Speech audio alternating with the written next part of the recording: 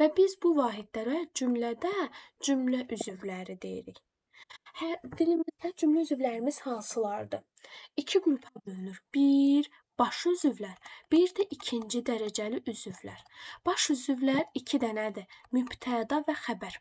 Bunlara həmçinin cümlənin qrammatik əsası da deyirlər. Məsələn, testdə deyir ki, cümlənin qrammatik əsasını tapın. Yəni, mübtəda ilə xəbəri axtarasınız. İkinci dərəcəli üzvlər isə təyin, tamamlıq və zərflikdir. Bunlar ikinci dərəcəli üzvlərdir. Mübtəda kim, nə? Yəni, adlı halın suallarına cavab verir.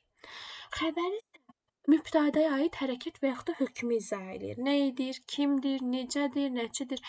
Xəbər təkcə feillə ifadə olunmur, digər əsas nitq hissələrlə də ifadə oluna bilər. Sayla da, sifətlə də, zərflə də, yəni hamısı ilə ifadə oluna bilər. Məsələn, deyirəm ki, şəhərdir.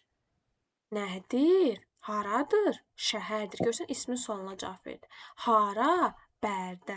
Daha doğrusu, xət. Necə? Qaydım. Bu da təyindir. Aha, indi bu mübtəda ilə xəbər haqqındaydı.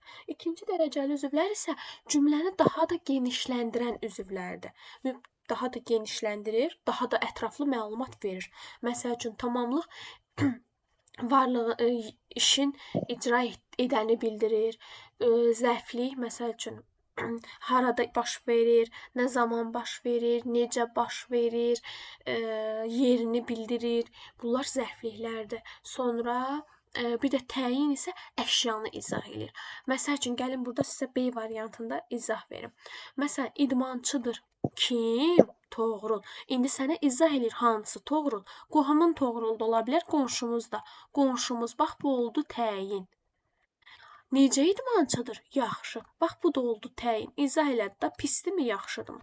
Əsirdir. Nə əsirdir? Külək. Əsirdir, xəbərdir, külək mübtədadır. İndi izah edirəm, necə külək əsir? İzah elədim də, təyindir, sərin. Məkanın bildirirəm. Harada əsirdir? Sahildə. Aydın oldu.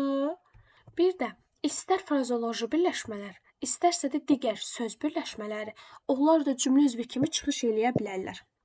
Və siz onları, frazeoloji birləşmələri, digər söz birləşmələrini bütövlükdə bir cümlə üzvü kimi götürürsünüz.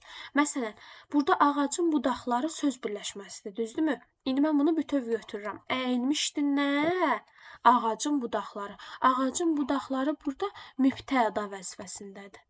Məsəl üçün, fikir çəkmək frazeoloji birləşmədir də.